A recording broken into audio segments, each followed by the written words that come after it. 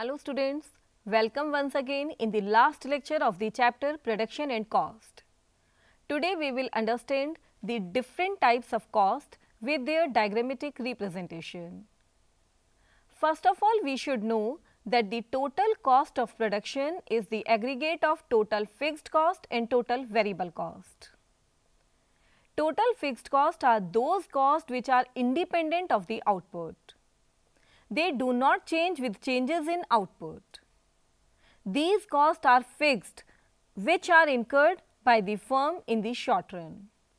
Even if the firm closes down for some time in the short run, but remains in business, these costs have to be borne by it. Therefore, fixed costs are also known as unavoidable cost. Fixed costs include such charges as rent, insurance, depreciation on the basis of time, property taxes, interest on capital employed, watchman's wages, etc. Graphically, total fixed cost will be represented as a straight line parallel to the horizontal axis. The curve shows that the total fixed cost remain constant at different levels of output.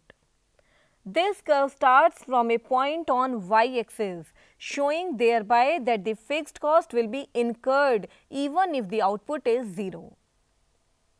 I will like to tell you here that fixed costs are also known as general cost, supplementary cost or overhead cost.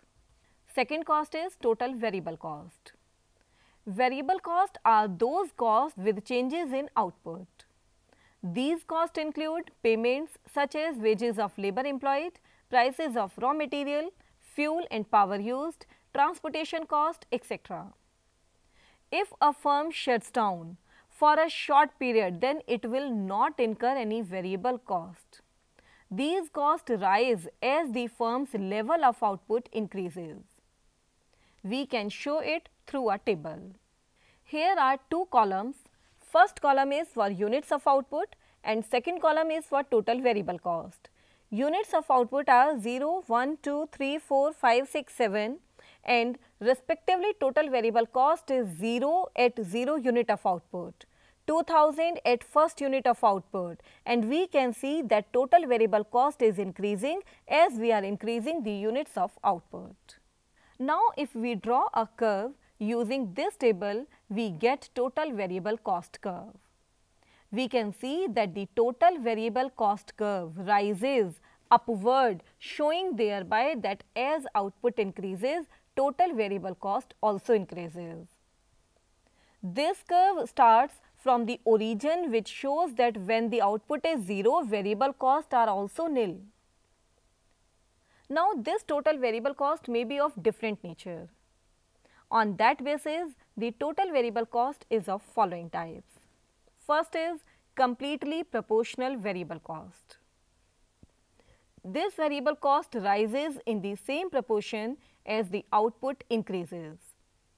This curve will be a straight line upward sloping curve touches to the origin. Two column, first for units of output and second for total variable cost. As units are 0, 1, 2, 3, 4, 5, 6, total variable cost is also 0, 100, 200, 300, 400, 500 and 600. Means as units of output are increasing, in the same proportion total variable cost is also increasing. Second type of variable cost is semi-variable cost. These costs are neither perfectly variable nor absolutely fixed in relation to the changes in the size of output. Example, electricity charges include both a fixed charge and a charge based on consumption. The curve of this type of cost will be like this. In this diagram, OF is fixed portion and above that is variable portion which increases with the increased consumption. Third type of variable cost is stair-step variable cost. These are costs which may increase in a stair-step fashion. That is, they remain fixed over certain range of output, but suddenly jump to a new higher level when output goes beyond a given limit. Example, fixed salary of a foreman will have a sudden jump if another foreman is appointed. when the output crosses a particular limit. The shape of cost curve in this case will be like this, showing that up to OA level of output, cost is constant, but it changes at the output OA1, but still constant up to the OB level of output, and the same way goes on. Now comes total cost. Total cost of a firm for various level of output are the sum of total fixed cost and total variable cost. Symbolically, total cost is equal to total fixed cost plus total variable cost. The total cost curve has been obtained by adding vertically the total fixed cost curve and the total variable cost curve. We can see that the total cost curve starts at the point from where total fixed cost curve starts, because at 0 level of output also the total cost is equal to the total fixed cost. Now, the concept of average fixed cost. As we know that average means per unit, in the same way average fixed cost is obtained by dividing the total fixed cost by the number of units of output produced. That is, average fixed cost is equals to total fixed cost upon Q. Q shows quantity of output. Thus, average fixed cost is the fixed cost per unit of output. Since total fixed cost is a constant amount, average fixed cost will steadily fall as output increases. Units of output are 0 to 6 and total fixed cost is 100 at each level of output. Now, if we calculate average fixed cost, formula will be 100 divided by 1, 100 divided by 2, 100 divided by 3, 100 divided by 4, and we will see that our average fixed cost is continuously falling. Therefore, if we draw an average fixed cost curve, it will slope downwards throughout its length, but will not touch either axis, as average fixed cost cannot be 0.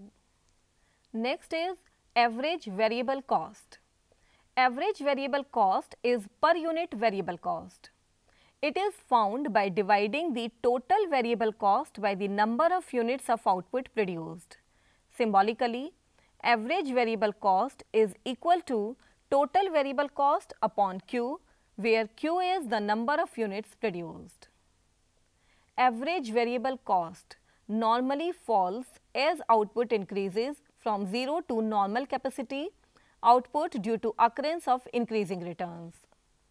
But beyond the normal capacity output, average variable cost will rise steeply because of the law of diminishing returns. The concept of increasing returns and decreasing returns have already been discussed. If we draw an average variable cost curve, it will first fall, then reach at its minimum and then rise. It is like a U-shaped curve. Now, the concept of average total cost. Average total cost is the sum of average variable cost and average fixed cost. That is, average total cost is equals to average variable cost plus average fixed cost. It is the total cost divided by the number of units of output produced.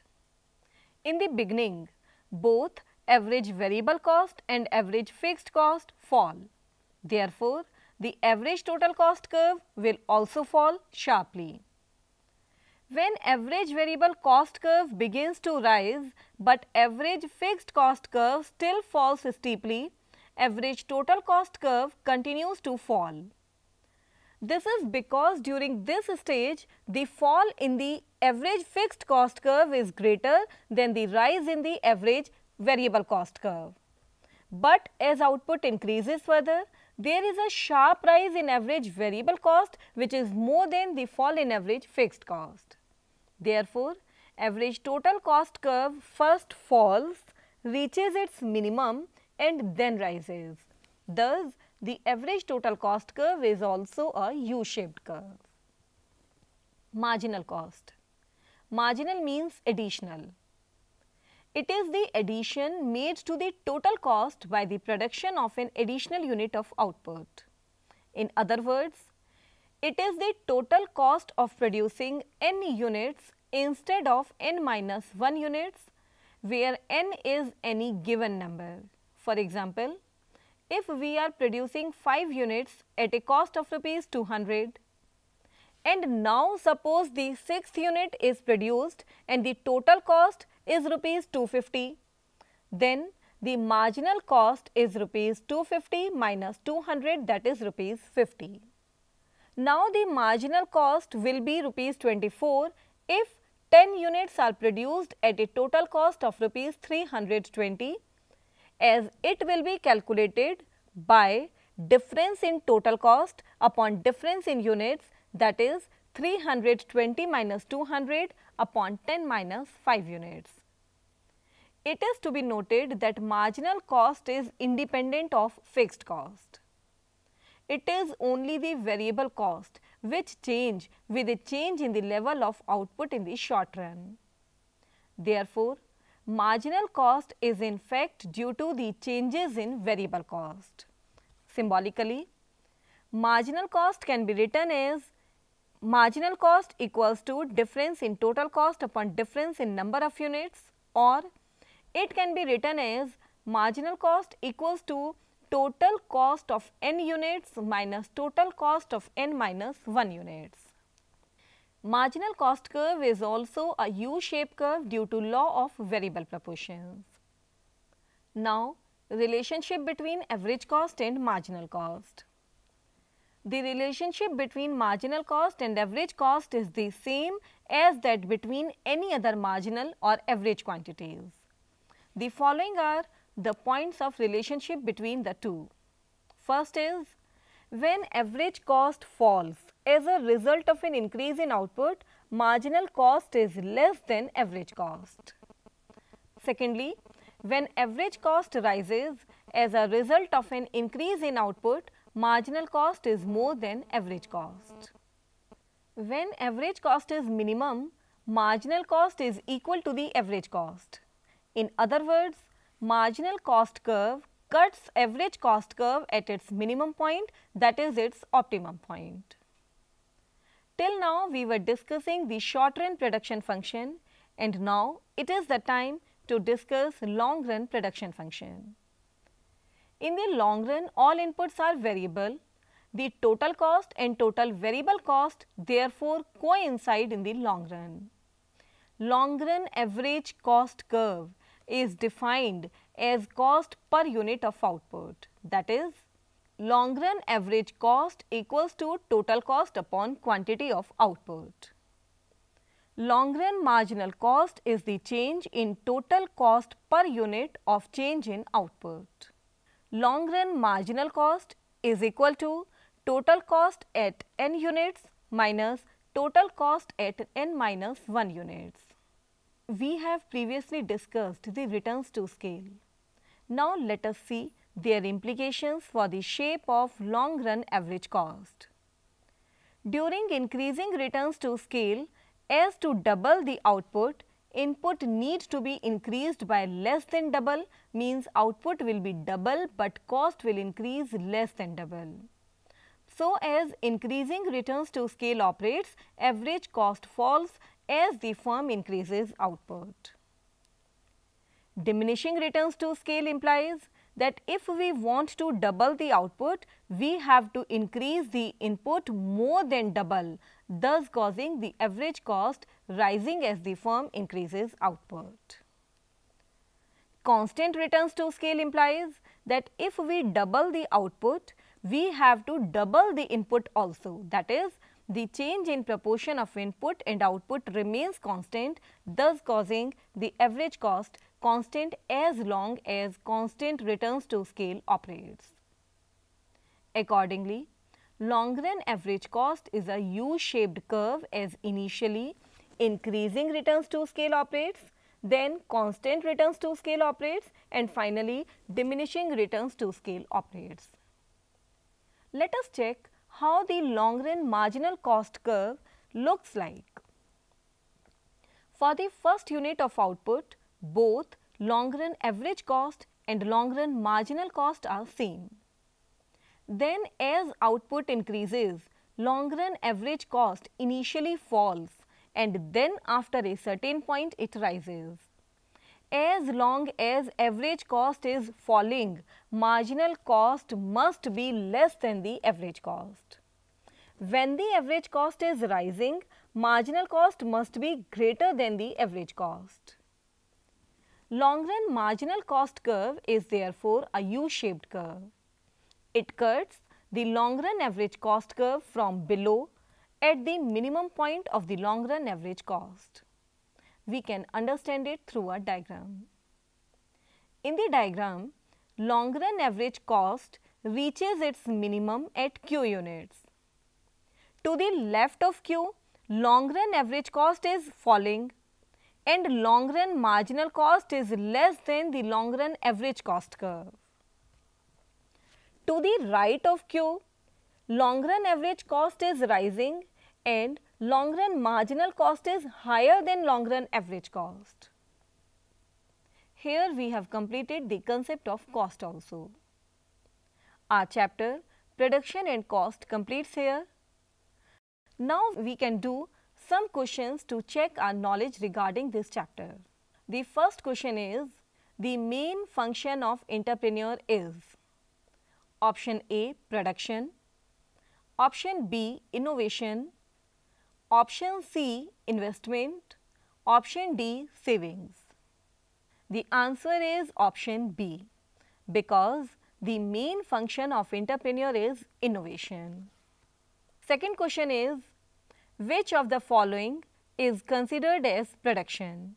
Means there are 4 options, you have to identify that one which is production in economics. First option is tilling of soil. Second option is teaching one's son at home. Third option is growing of tulsi plant at home. And fourth option is converting steel into a plate. Remember, production was creation or addition of utility, and this utility may be form utility, that may be time utility, that may be place utility, and that may be personal utility. So here our example is option D, converting steel into a plate, that is we are converting the form of steel into a plate. It is generating form utility. Question number 3 is, marginal cost is equal to average cost at the first option maximum of average cost, second option minimum of average cost, third option maximum of marginal cost, and fourth option minimum of marginal cost. Remember the diagram that we have done. Average cost curve is U-shape and marginal cost curve is also U-shape. But where marginal cost curve cuts the average cost? Yes, it was at the minimum of average cost curve. So, our answer is B, means marginal cost is equal to average cost at the minimum of average cost. Fourth question is, when total product is maximum, at that point marginal product is first option maximum, second option marginal product is minimum, third option marginal product is rising, fourth option marginal product is 0. Yes, our answer is D option, because when total product is maximum, at that point marginal product is 0. In this question, we are talking about law of variable proportions in the short run. Question number 5 is, law of diminishing returns is divided into dash stages. 1 stage, 2 stage, 3 stages and 4 stages. The answer is 3 stages. Our next question is, if marginal cost is 20 and average cost is 18, it means the position of marginal cost curve is below the average cost curve, touching to the average cost curve, parallel to the average cost curve, or above the average cost curve. See, in this question marginal cost is 20 and average cost is 18, means marginal cost is greater than average cost. And we have seen in the diagram, when marginal cost is higher than average cost, it means marginal cost is above the average cost curve, that is answer is option D. So students, our chapter completes here. We will be here again with a new chapter. Till then, thank you.